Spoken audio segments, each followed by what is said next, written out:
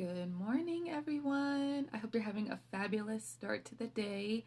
I was just doing some reflection and I wanted to talk about something that we talked about in our women's group last night, and that was when Jesus washed the disciples' feet. And that is in John 13 that we're going to start.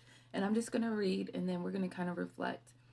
So it says now in verse 2, it says, "Now by the time of supper, the devil had already put into the heart of Judas, Simon Iscariot's son, to betray him. Jesus knew that the Father had given everything into his hands, that he had come from God, and that he was going back to God. So he got up from the supper, laid aside his robe, took a towel, and tied it around himself.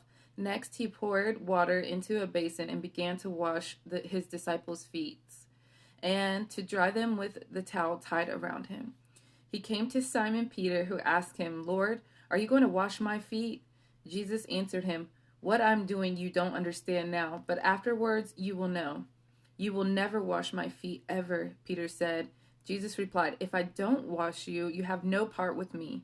Simon Peter said to him, 'Lord, not only my feet, but also my hands and my head.' And then Jesus says, 'One who has bathed,' Jesus told him, 'doesn't need to wash anything except for his feet, but he is completely clean. You are clean, but not all of you.' For he knew who would betray him. This is why he said, 'You are not all clean.'" So I thought that that was really, really, really like impactful to my day. That of course we have Peter, who is he's my favorite disciple actually, and Peter, of course, is just going back and forth with Jesus, saying, "Jesus, you're not going to wash me." And then Jesus is like, "Yes, I am. And you don't understand why I'm doing it yet, but." And then Peter's like, "Well, then wash all of me, God."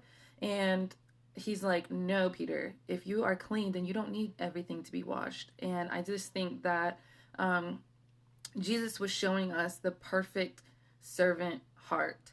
He was doing this and saying that you're not going to wash him because he's going to wash you with the blood. And if you're clean, really all you need is for your feet to be washed. Because if you think about it, back in the day when you're walking and traveling, the only thing that's really getting dirty is your feet, right? You may be sweating and things like that, but their bathing procedures were a lot different than ours today. And so Jesus washing the feet signifies him washing the dirtiest part of your body, even though you may be clean.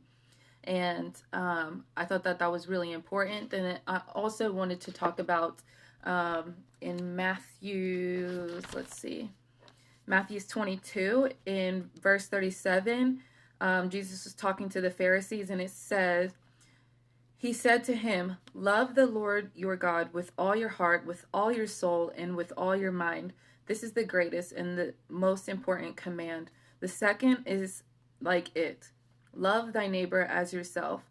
All the law and the prophets depend on these two commands." So Jesus himself is telling you that you can do all the commands, but if you do not abide by these two specifically, then he's going to turn away from you.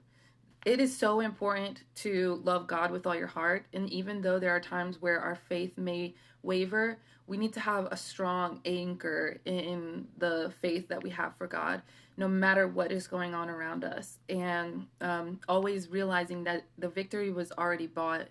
And the second one, love thy neighbor, is so important, especially right now where there's so much division. People are trying to persuade you certain ways. But if you hold fast and know that you need to love each other and it's not flesh and blood that we're battling against, then Jesus will be able to know that you are coming with true intention. And the reason why I wanted to talk about both of these is because when we were talking in our group last night, it is so important to be servant to people who may not even be able to do anything for you in return. That is true service. Not like if you're in your job and you're going to be like me in a real estate position where you know you're going to get a commission and being like, "Oh, I'm going to do this because I get paid for it." It's not just that. It's more than that. It's what are you doing without expecting anything in return? Jesus knew that he never asked the disciples to wash his feet. He wanted to wash their feet. And I think that we need to reflect on what are the things that we're doing without expecting anything in return. That is true service. And that is what Jesus is going to definitely appreciate and take into account when you go to the shiny pearly gates of heaven. So I just wanted to talk about that real quick. And I just wanted to touch base with you guys. I see you all. Tell me a little bit about how your day's going. You got anything that we need to pray about? Maybe some praise reports that you have. I know we're going back into this mask mandate, and so that's kind of why I wanted to touch base on this, because some people may be wearing a mask and stand by that, and you're kind of like, or maybe you're on the other side and you're like, I think masks are stupid. I don't want to wear that. Why are we being controlled? It's a muzzle, blah, blah, blah. It doesn't matter. If you can wear a mask and it's the rules for now, I'm just asking you to kind of take into account everyone's perspective. You know, some people have had family members who have died from COVID, and on the other side, some people just feel like this is a way to control them.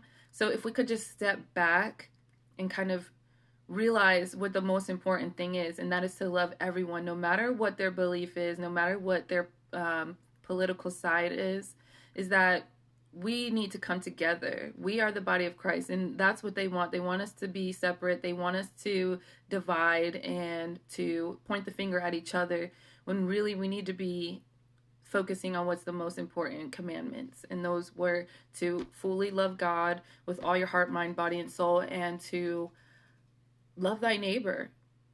And if you're treating your neighbors a specific way, then that might mean that you don't love yourself.